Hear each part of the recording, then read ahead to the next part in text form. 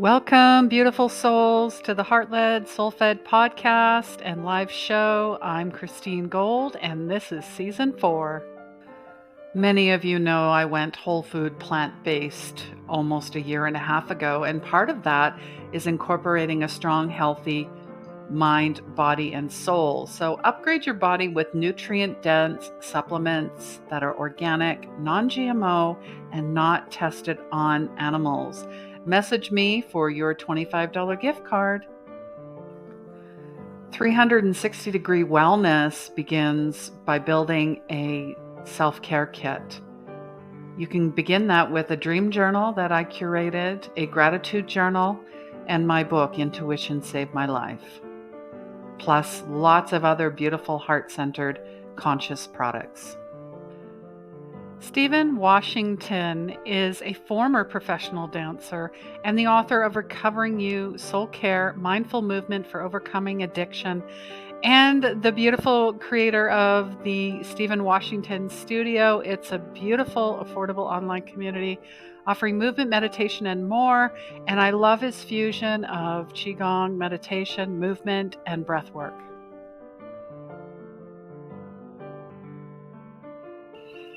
I guide empaths and old souls to overcome anxiety, unworthiness, and overwhelm, to unleash their gifts and find their purpose.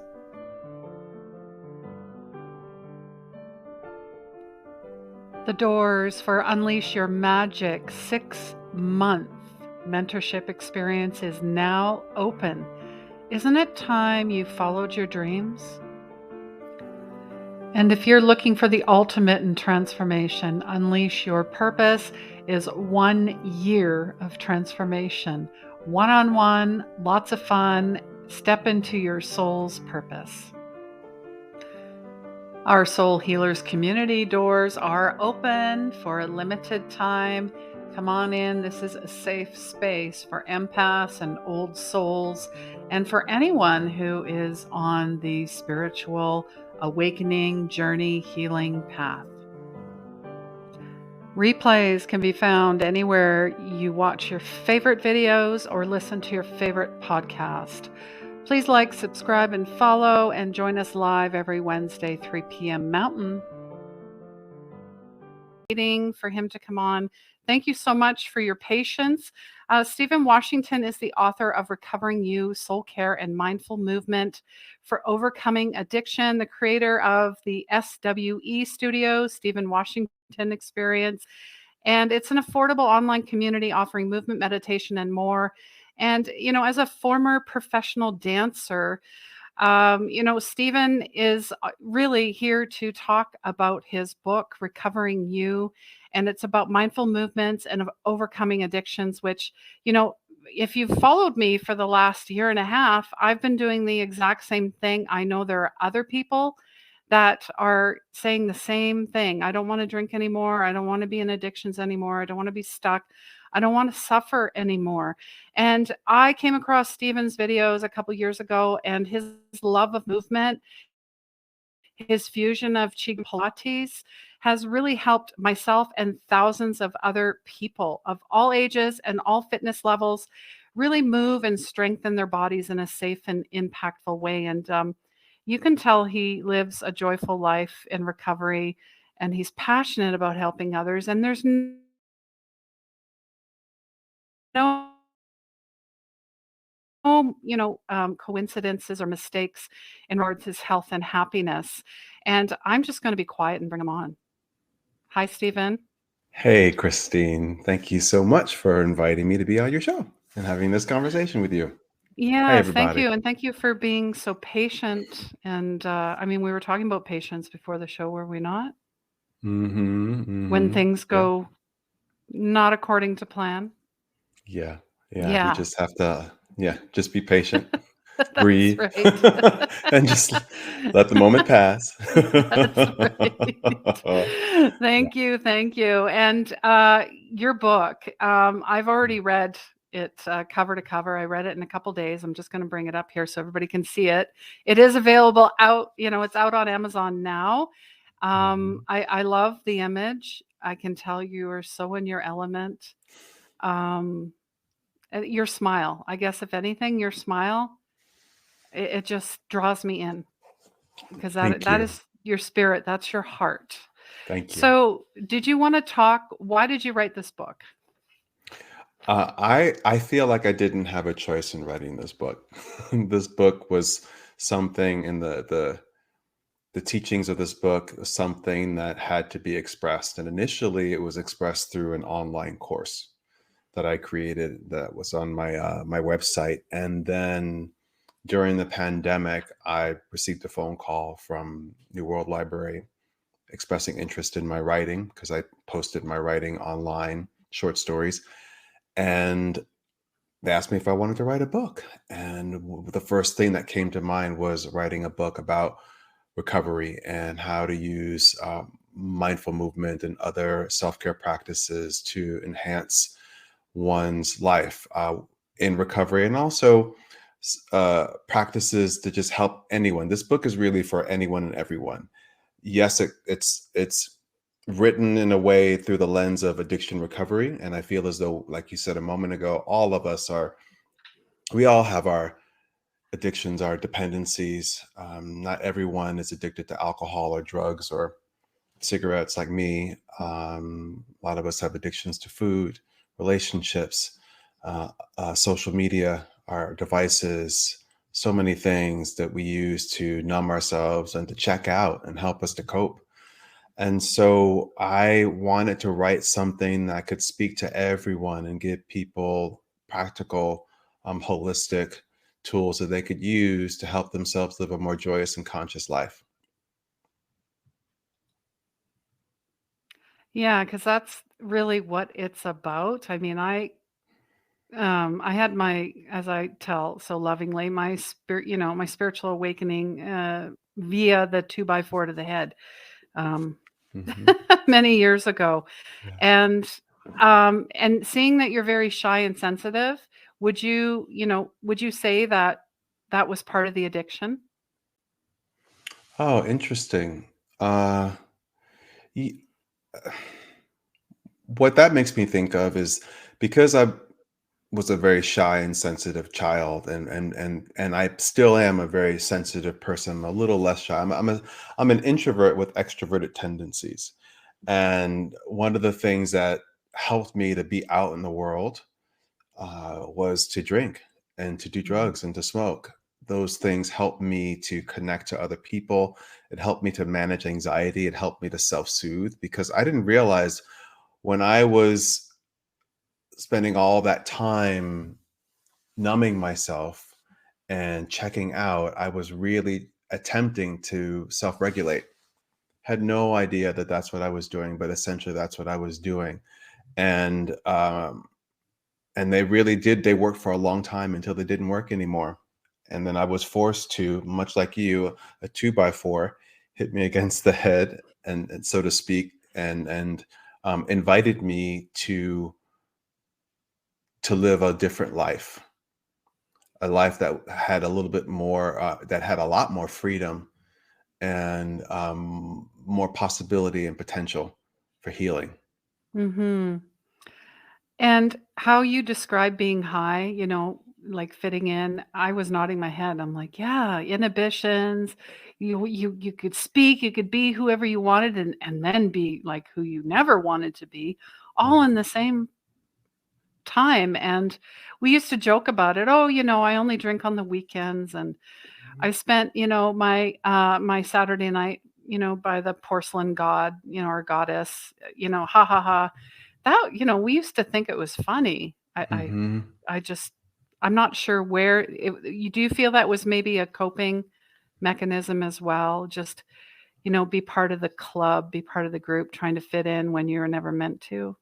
Yeah, I think what you just mentioned is just this, also this external pressure to act a certain way, to think a certain way. Um, and I think it's something that we're all affected by, but we respond to it in different ways. And I know for me, being, like I said, the sensitive person that I was and still am, that was something that seemed like the right choice for me at the time. And also for me, I come from a family where people use substances to live life, to cope. There's a lot of trauma in my family, and I had many examples of people using substances to get by, to deal, to cope. And so by the time I had my first drink or drug, uh, I was so ready for it because I've been watching it my whole life. And I had been holding my breath for so long. And finally, after I had that first drink, um, the first of many that night, I was finally able to exhale, to breathe. And and I think that that's just something that, like I said a moment ago, many of us are conditioned to do. In some ways, I wanted to be like the adults around me who seem to be having a good time doing those things, and so I just latched right onto that, and the feeling that you just described, the feeling that drinking can give us, these things outside of ourselves can give us a sense of confidence or joy or embodiment. That's something that I chased for years. What I felt that first night of drinking is what I chased for my entire using career. And I did it with varying degrees of success. But I still held hope that I could still recapture the magic that I felt that first time. And that was enough for me to just spend a lot of years devoted to that.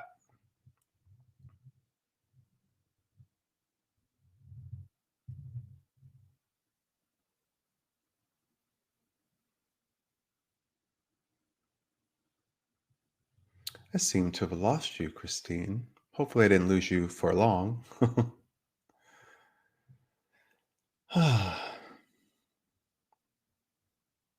What else can I say about that last question that you asked me? Um,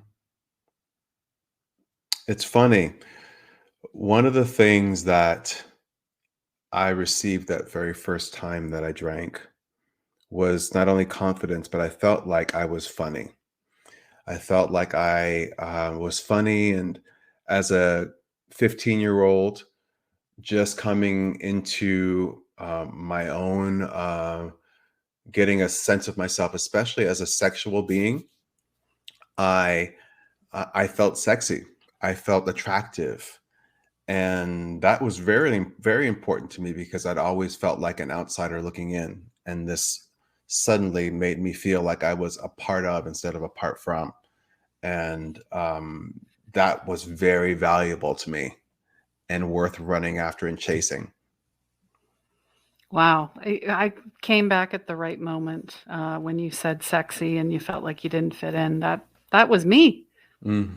That was me too. I think there's many of us, right? Yeah, absolutely. And I love how, mm, I talk about past lives quite a bit. So I know that I was a Buddhist. And I feel that you talk about you were drawn to Chinese medicine and you talked about dabbling into acupuncture. And then how did you get into Qigong? Well, I found Qigong when I was a student in Chinese medicine school. I moved from New York to California, Mm-hmm. changed my life, uprooted myself, got rid of everything that I had in New York to move to California and teach at a Pilates studio, and then also go back to school for Chinese medicine, which was quite a challenge because I had so much catching up to do because I wasn't a very good student in my younger years. And so I had to catch up in order to be able to qualify to be in the school. So once I finally did that and was accepted into a school in San Jose, Qigong was part of the curriculum. And thank God it was, because the experience of going back to school at the age of 42 was very difficult.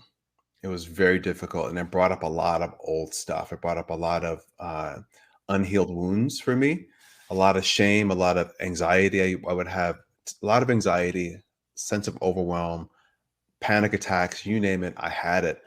And one of the things that brought relief for me during that time was the Qigong. Literally, Christine, before I would walk into class, I would be in my car crying. I'd be in my car crying. If we had a test that day, my hands would be shaking, would be sweating. But something happened when I would sit down and I would listen to my teacher, Thomas was his name, begin the lecture. And then eventually we would start a physical practice. And suddenly I was able to calm down. I was able to regulate. I was able to breathe. I was able to feel expansiveness in my body instead of this tight contraction that I was in before.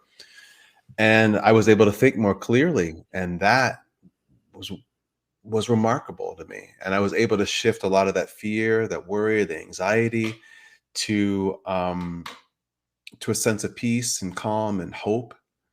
And that told me that that was something that was going to be very useful for me in my recovery and just in my life in general. And it was something that I wanted to be able to share with other people beyond that moment. And I ended up not staying in traditional Chinese medicine. I ended up moving on to a massage program because that just felt like the right thing for me to do. And it's not that I couldn't do the work. I think I would have made a really good traditional Chinese medicine doctor, but everything inside of me told me that this wasn't the right thing for me. So I had to listen to it.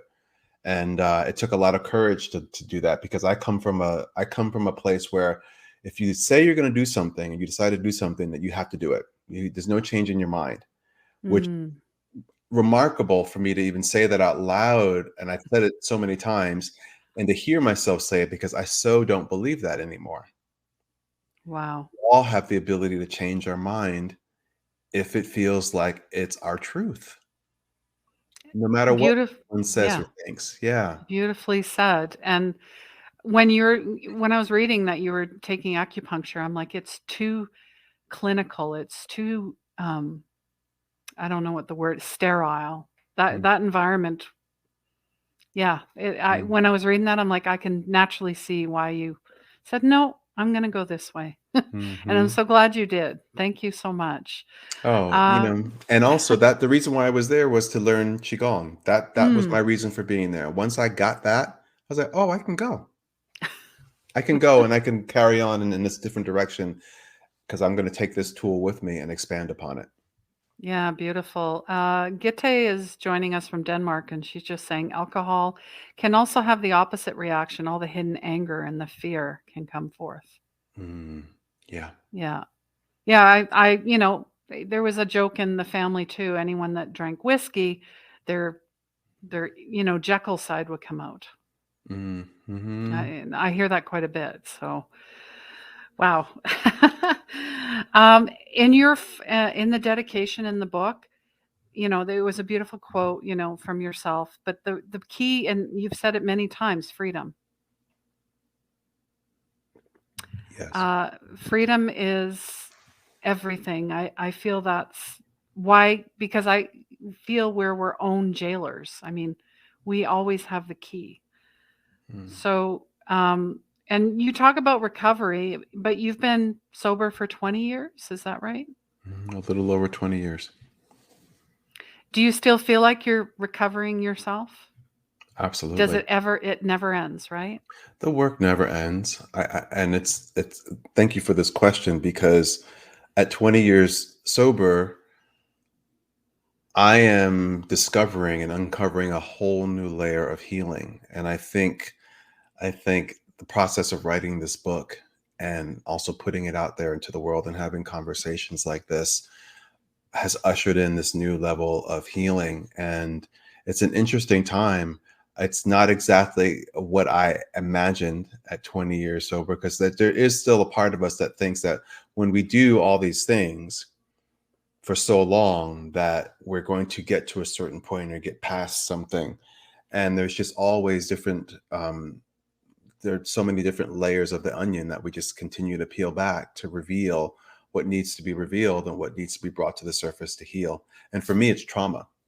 So Mhm. this has been a very fruitful time for me to recover from past traumas. And I think everything that's led up to this moment has prepared me for this deep work. So immense gratitude for this time. And so I feel as though all of us are recovering from something, and it's a journey that is um it's about the process. we're always in the process of it. Yeah, absolutely. And, ego likes to come in and go, "Oh, you think you're done? Watch this.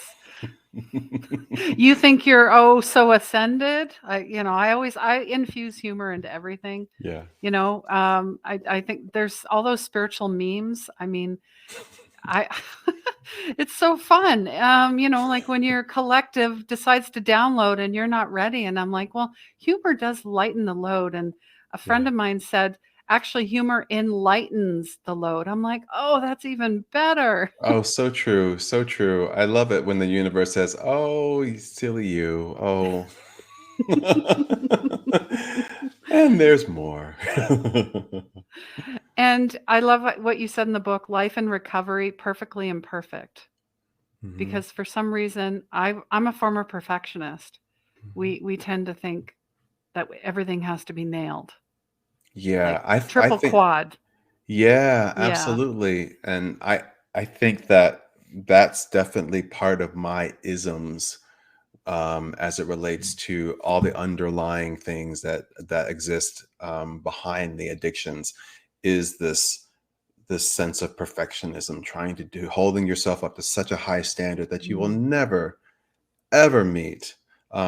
Maybe occasionally you do, or you get close, but we're all perfectly imperfect, and learning part of my recovery is just learning more and more how to embrace that. The more and more I can lean into that, let myself off the hook from this Yeah. idea that I have to be perfect. And perfect is boring. Oh, it Perfect is is. boring. And the center of did you go through the 12 steps? Because you wrote about center of 12 steps is self care. Yeah, I did. I did. I've done the 12 steps many times. And I wrote the book with, carrying the 12 carrying the 12 steps with me, because I feel as though it informs everything that I do. But I didn't want this book to be about teaching people the 12 steps, because that's not my job, that's not my place, and that's not the purpose of this book. But I think the 12 steps are incredibly valuable, and they open up a life for me beyond my wildest dreams. And then there's more. Absolutely. Yeah. Kira's just joining us, and she's just saying we all have trauma to heal. And Gitte is, confirming if we are not in need of an ongoing healing process, layers by layers, I don't think we would be here like now Agreed. doing the work. And Agreed. Gitte and I like to joke and say, I didn't read the fine print. I chose to come here. We all chose to come here. I chose my Mhm. family. No, I didn't. Yes, you did. Yeah. Yeah. Oh my gosh. Um, Christine. Mm, and life is in session. That is the gift of recovery. That I mhm, write down little. I could have wrote a book about reading your book, all the mm, isms that came out of your book. mm, Um, I really see this book as a fusion, just like your life and just like your work. mm. Thank you. You're Thank you. welcome. Mm, And page 22, there were a lot of questions. At the end of each chapter, we talked about that. There is homework. There is, why did you want to do like reflection pieces? And then you have those beautiful illustrations done by a fellow artist, a friend of yours. And they're so cute because you want to follow along, you want to do the work. I feel like I was in kindergarten in a way. mm. That's a great question. What I wanted to do, how I structured the chapters, was I wanted to introduce each topic, and I wanted to give my experience, strength, and hope around a particular topic. I wanted to invite other recovery friends of mine to share their experience, strength, and hope about it too, and create a sense of community, so we can like wrap our arms around every single reader, every single person who engages with the book. And then from there, providing like a toolbox, a recovery toolbox for people, so that they could have tools that they could call upon to help them deal with their fears, or to deal with a sense of isolation or their shame, or Mm. ways to cultivate more gratitude in their life, or build a social support system. And then I wanted to also include some deep dive discovery questions, because I think that something really remarkable happens when we put pen to paper or fingers to our laptops or whatever, and we start to express ourselves in just a stream of consciousness around a certain idea or a question that's posed, a certain prompt. And there's an incredible healing that takes place that's very deep and very personal. So I wanted people to have that experience. And then I wanted to take all of that and integrate it into the body, because I feel as though I have so many remarkable insights when I move my body, that there's some way that that just provides an opportunity to integrate, to get just to just for a second to get out of the head so much, or get out of the turbulent emotions that might be stirring in the body, in my heart, but to just move it through the body. And it's something that's always struck me about Qigong, just its power to do that. Even if you don't know Qigong well, even if you don't have a lot of experience with it, the medicine has an innate intelligence to it, to help us to connect to the body and to move energy and to integrate teachings and learnings. Yeah, this morning I started with Qigong, one of Mm. your videos. I think it was a new one. It was for the head and the neck. So Mm-hmm. I was, Mm-hmm. and I'm like this, and you were kind of cartoony in that video. It was hard to describe, but Yeah. it was cute. Oh, thank you. Thank you. And yeah, I did that, and I did some Pilates, and I always have some type of movement every day, like practice and Mhm. going outside and the journaling and the writing and the breath. I mean, it's interesting that we always remind, ourselves in the videos, oh yeah, we got to breathe. But I am breathing, but are you intentionally breathing? I think Yeah. that's, did you Are want to you? speak about that? Yeah. I mean, the thing is, thank goodness we don't have to think about breathing in order for it to happen. It's something that our bodies do for us automatically. But even though it's something that we do automatically, many of us don't do it well. We don't breathe deeply. We can tell a lot about how we're feeling by how we're breathing or not breathing. Many of us move through many points in our days when we're holding our breath, depriving our bodies of the oxygen that it needs in order to function the way that it needs to function.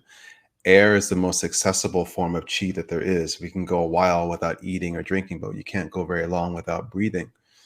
So I wanted to show people, teach people, remind people of that in the book, because breath and breathing is something that's accessible to us, and that's something that we can pay attention to and work on any time of the day, anywhere that we are.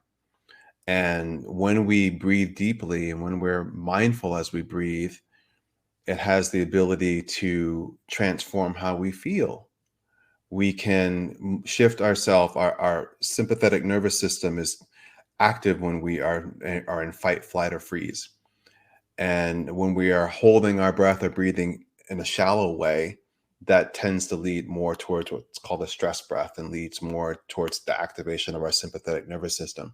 But when we breathe deeply and we slow our breaths down, and we extend our exhales a little bit longer than our inhales, then we activate the parasympathetic nervous system, that part of our nervous system that is responsible for rest and restoration and digesting, and that's when we're able to turn on the natural healing powers within the body, is when we're able to tap into that. So taking the time out each and every day to breathe with awareness is just filling our well of health and well-being, filling Hmm. it so that it overflows and can flow through each and every part of our body, and also flow into all aspects of our life. It changes the way that we show up for life.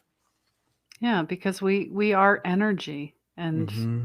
things get stuck and stagnant, that's when we need to move and flow. And that's why I love, Qigong so much. Thank you so much for doing that. Kira's just talking about journaling. It's been a very important part of a personal healing journey. I have a gratitude journal. I use a dream journal as well. I lead clients through intuitive writing or channeling or whatever you want to call it, right? So it is very important. I feel everybody has a story in them, right? It's important. It is, and I don't think we all give ourselves permission to express the story or even investigate ourselves in a deep way to discover what our story is. Because I Hmm. think there's a surface layer of what the story is, and then there's everything that's underneath. Yeah. And can we Yeah. give opportunity for that to have a voice? Yeah. And the more that we're heard, the more that, we matter. I mean, when I was reading your book, what came to me, a quote came to me: for our way out is in. Mhm. So we're all trying to get out of that proverbial cage, box, prison, and we're not meant to suffer. Mhm. That's an illusion. Gitte is asking, how do you use divine God source in your recovery? Well, for me, my connection to my higher power is the center of my recovery. I remember a good friend of mine who took me to my first recovery meeting always encouraged me to really investigate and spend time developing my relationship with this power greater than myself, whatever it is. A power greater than a power greater than myself of my own understanding, which gives me the permission for it to be whatever it needs to be in order to resonate with me. And I remember him saying that it's important to connect with people, build a support network so that when you need help, you can always call upon someone. But sometimes you're not going to be able to reach another person. So the only thing standing between yourself and a drink or a drug or a slice of cake or anything that we're depending upon to regulate ourselves. Sometimes it's just our higher power, our connection to source. And so it's been my experience that my connection to source has deepened over time more and more as I've moved along on this recovery journey. I moved into recovery. I began my recovery journey already with some sort of a belief in something greater than myself. I knew that there was something out there that was causing um, the sun to rise and the set, and for the waves in the ocean to move the way that they do, and something behind just the beating of my heart. And so it wasn't a big stretch for me to begin to tap into that. But I'm amazed at how deep my relationship with my higher power has become over the years, and it's a part of me as much as breathing is a part of me and necessary for me to live. That's powerful. God is in everything. I mean, we didn't have religion or go to church or anything like that, but I always knew, I could see auras, and my grandma would come visit me and all these weird things would happen, and I totally Mm, shut it down. But I came back to God a few times, and I was even baptized until I met somebody a couple of years ago who really made the connection for me. And I realized it's not this dude in the sky, right? Who wants to punish you and shame you and all that stuff. That's mm. old. So old. I grew up with Oh, that too. I grew up with yeah. that too. And for me, being a young person, being a person who sensed that I was different from other boys, being Yes. gay, walking into a Southern Baptist church, Mm. it wasn't a place where I felt comfortable. It wasn't a place where I felt accept it. And I didn't even have language for it all. It was very intuitive that I did not feel comfortable here. And so for many years of my life, I just rebelled against that. And then it wasn't until, again, recovery that I started to build a relationship with a higher power. And then eventually I started going to spiritual centers and going to churches that resonated with me. Nothing like what I grew up with, but I suddenly had the need to worship with other people. And one of the things that touched me deeply during that time was the music. I would get something out of what the pastor or the reverend or whoever was leading, but there was something about the music that would touch me on levels beyond anything I'd ever experienced before, and it was incredibly healing. I'll never forget it. I feel the same way about music. Music is like breath. Mm. It's Hmm. everything. I mean, I started my day with music. I always start my day with music. Hmm. Whatever the playlist is, let's just keep it going. Oh, I love it. I love it.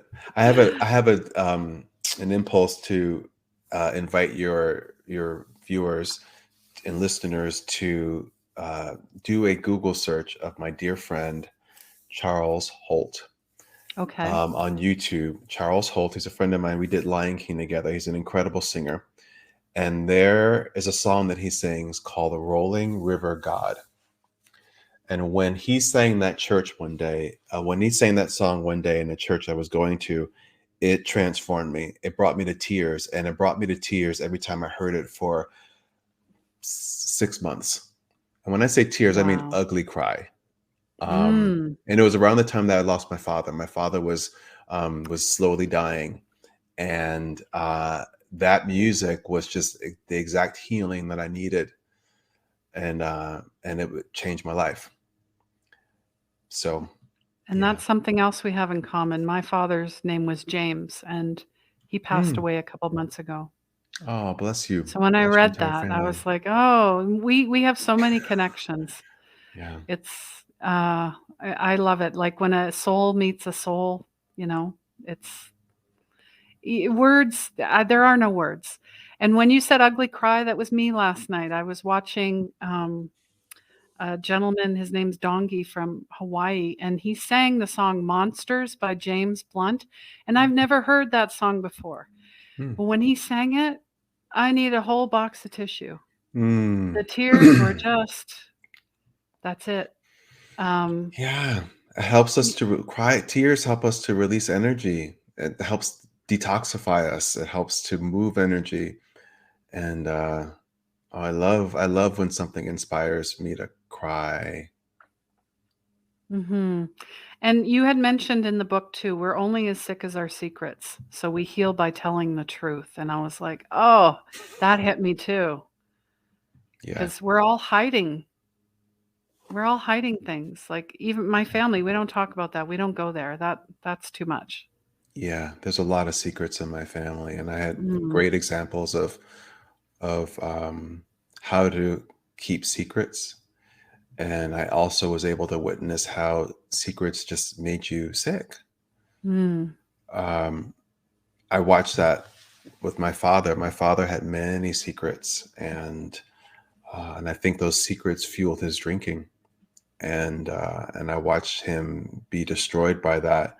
And by the time that really came to a head, and when he passed away, I had already begun my recovery journey. But that was a really powerful lesson for me, was to see fully that secrets don't help us. They don't help us. We need to be able to release them and tell the truth. First with ourselves, and then with someone that we trust with our yeah. secrets. Because then in your chapter, Moving Past Shame, Brene Brown, love her. Hmm. She was part of my journey as well. She said, if we can share our story with someone who responds with empathy and understanding, shame cannot survive.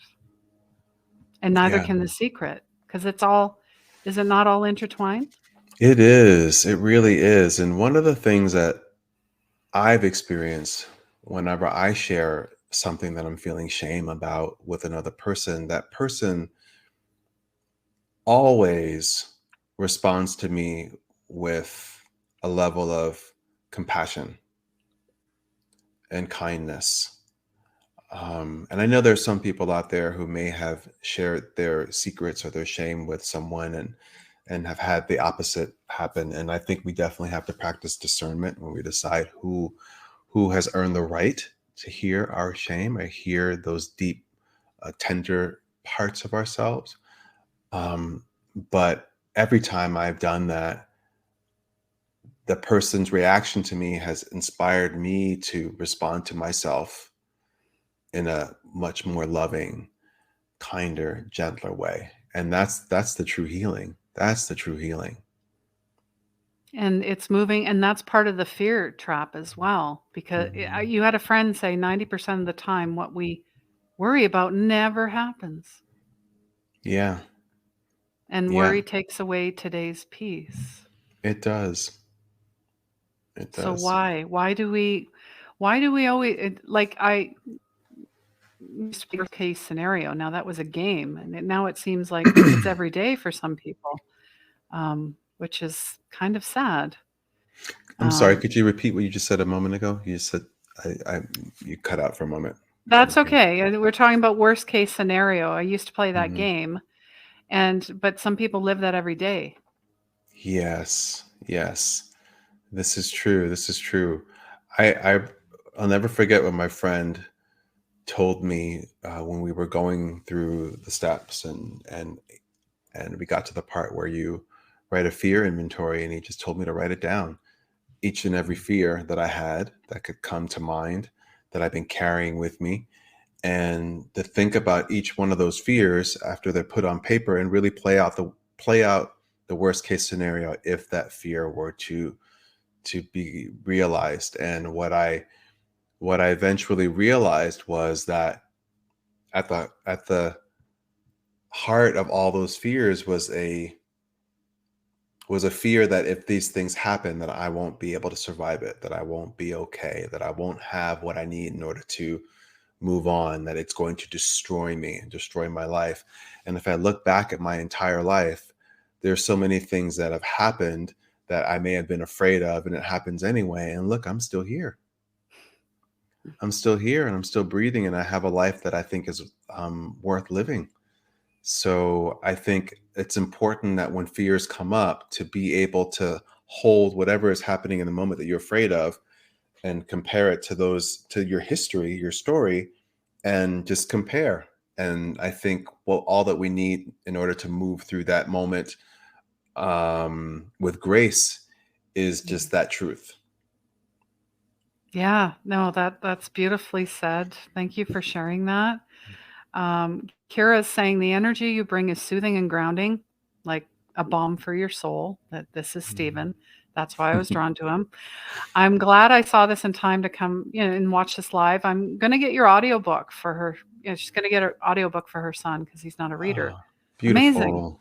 Wonderful, wonderful. Gitte is saying, for me, it's such an honor when another shares their heart and secrets, what they need to tell. So she feels honored. Hmm. And to be a safe space is so important. Yeah, it is. It is to be a safe space for someone else, and I think that creates a safe space for us too. It's sacred. It really It is is. sacred. It is. I have a soul healers community, and there's people in there that are just, yeah. They're doing amazing things just showing up. I Yeah, think that's the biggest part is a lot of us don't show up. showing up is half the battle. It's half the experience. Yeah. Absolutely. And you also talk on page 87 that shame leads to illness, and you list off all of these illnesses, and some of them I've had. Social phobias, OCD, I know someone that has that. Addictions, clearly. Depression, I used to have. Anxiety, I used to have. Eating disorders, yes. Hmm. Compulsive behaviors, no. Perfectionism, absolutely. Chronic pain, no. Digestive issues, absolutely. I feel that's a big one, that digestion part, because the gut and the mind, the brain. Connected. Mm, Hmm. Hmm. Absolutely. Yeah. That's why it's so important for each of us to do this work. Whether you are in recovery or not in recovery, I think it's just as a human being, it's important for us to do this work because it has um, great implications for our physical, emotional, and mental health and spiritual health as well. Yeah, I talk about healing at all levels. Like you can't do all 6 or 8 or whatever level that is that you need to do physically, emotionally, financially, whatever it is, but you got to start somewhere. And Yeah. what do they say? You eat an elephant by one small One bite at bite, a yeah, one bite one at a bite at a time. time. Yeah. Not that I want to eat an elephant, but my goodness, who said that, anyways? I have no idea. I don't know, I know, but I heard it tastes just like chicken. Oh, jeez. Sorry. Oh my gosh. No, humor enlightens the Yeah, load, right, it Kira? does. And she was the one that said that actually, and I had mentioned that. But everything in our lives is set up. It's a divine setup, and I'm going to refer to a show that everyone watched, and I resisted watching for years, wasn't interested. I'm now at the part of This Is Us Oh, where they're talking about his dad and his alcoholism and then Jack and then the kids and their addictions, and I was just like, this is blowing my mind because I'm reading your book, I'm watching that, I'm like, my dad had alcohol issues, my mom had alcohol issues. It's it's a and I'm like, family okay, disease. it is a disease. Mhm. um but it's so socially acceptable. I think that's part of it too, where you go to party, well, why aren't you drinking? You'd hear that, or come on, have another drink, or what do you Yeah, mean you're not drinking? There's something wrong with you? And I'm like, is yeah. there something wrong with you asking that question? I Yeah. don't think that's acceptable anymore in 2023. Yeah. So, Mhm. and Agreed. I found some amazing non-alcoholic beer because I do love beer. I Mhm. like the taste. Yeah. And there's no alcohol and it's 20 calories and I feel good. So, There you go. And I love mocktails. I'm always interested whenever we go out to eat just to see what kind of mocktails that they serve. And I realize that not every establishment is up on the whole mocktail thing. So they just kind of leave it to the bartender to just figure something out. So I've decided that I'm going to come up with my own recipe for something, and I'm just going to give them instructions and say, "Can I get a glass of this, that, and that, and that?" Thank you. That takes all the guesswork out because you never know. You never know what you're going to get back. yeah, no, I love that. And I'm the same way with drinks now and then with anything. I feel like I have the mind of a child again, which, makes sense. I completely shut that down. And once you recover Mm, yourself and really tap into your spiritual, soulful self, I tell people that you age backwards. You become that child that you weren't allowed to be, mm. that you were told there's something wrong with you, we don't like you. You, even though they didn't say it, like you said, you could feel it Feel it. because you're an empath. Mm, That's a beautiful gift actually. mhm, Or an introvert, or however you want to identify yourself. You feel, and that's why we're here. mm, And we've been bypassing that for so long. It's caught up with us mm. in huge ways. I mean, 2020 is probably the biggest catalyst. For growth and change, right? And this path of self-discovery, yeah, and healing. Absolutely.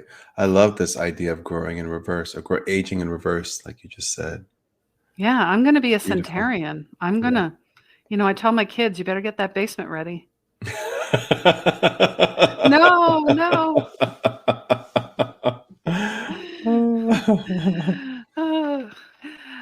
Kira is just saying, this is so powerful. My mother recovered from her substance abuse and still asked me to hold her secrets. And she struggles with what is mine to share and what should still be held on her behalf.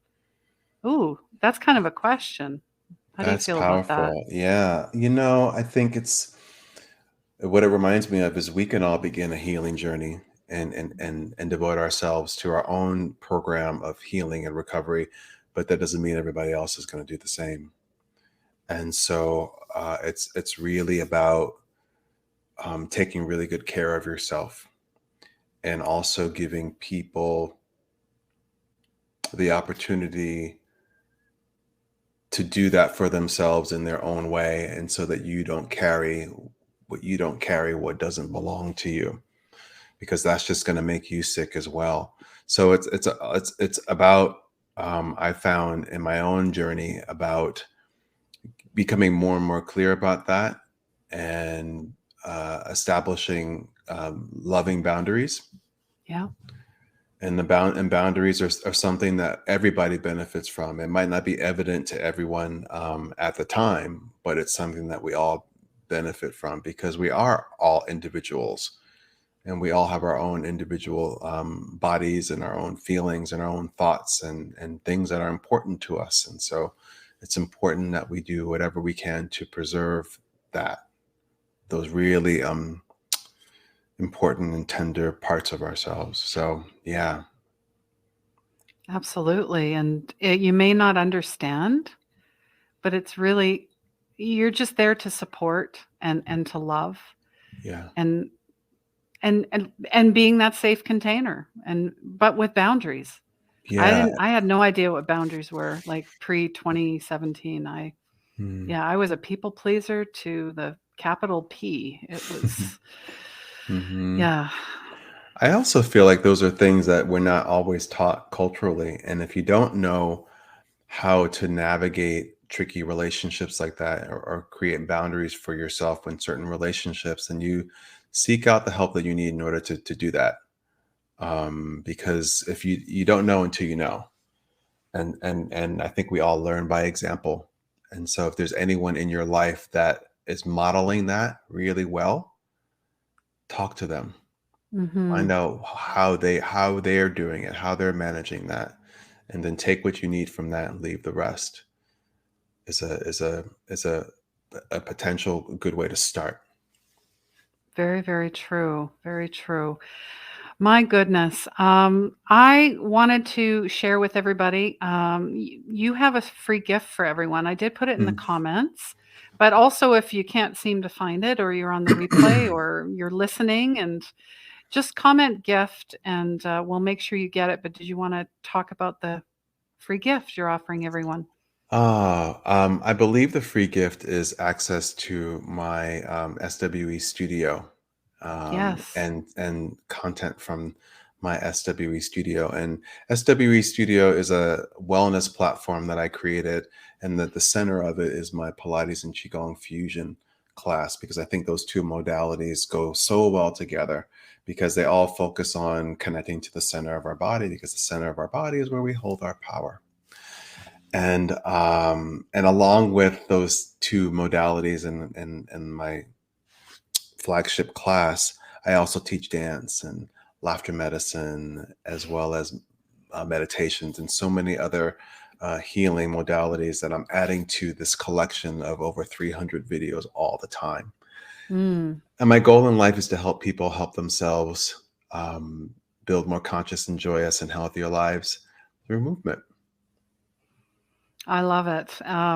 Thank you so much for writing this book. You guys have got to go out and get it. I'm just going to show another picture, a copy of the book here. There it is. It's available on Amazon. You guys go pick it Mhm. up. I read it in 2 days. I'm a bit of a speed reader, and I'm going to actually go back and do little tags and notes, and I'm going to incorporate it into uh, my wellness journey, as well as anyone else I come across. So thank you so much for writing and stepping forward and sharing your story and having other people go, me too. Mm, I thank think you. your heart. That's why I do this show. Everybody has a story, and if you can reach one person, mission accomplished. Clearly. That was my prayer before we had this conversation today. Wow. Okay. That's always my prayer. If I can just reach one person. That's amazing. That's amazing. I always ask one question, or is it maybe two? And I know that it was answered already in the forms, but I think this is the bigger one. I mean, we talk about what does magic mean to you, and but the bigger question is how can we, as a collective energy, help make your dreams come true? What are your dreams, Stephen? What's your big, huge pie in the sky? Wow. Oh, wow. Oh. Well, what comes to mind right now is to continue my journey to become more and more me, Yes. more and myself. And by becoming more and more myself, I can invite you to become more and more of yourself. And then we can all show up as our true selves and step by step change the world. Wow, that's amazing. Wouldn't That's that feel amazing. good? That feels Oh, good. yeah. I receive it. I claim it. It's already happening, Mm-hmm. Mm-hmm. right? And Mm-hmm. we're gonna co-create that together for you. So Mm-hmm. thank you, my beautiful new friend. My pleasure, and I thank you. yeah, I and thank you all for being part of this through all the fun tech stuff. You know, that's just the way it is, and we roll with it. That's right. The show I must think go on. that's right. That's right. I mean, you were part of the Lion King production as well, so I couldn't imagine what that was like touring and for you. But Lots of technical glitches, and the show always just continued. any last parting words for everyone? No, I just I hope that each and every person who heard this interview today and will hopefully read the book and check out SWE Studio just knows that they're not alone in whatever it is that you're experiencing, that you're going through, and that there's a belief within you that you are worthy of change and transformation and recovery, and that there are a multitude of tools that are available to you to help you live a more conscious, joyous, and healthier life. Absolutely. There's so much, and that's how I found you on YouTube.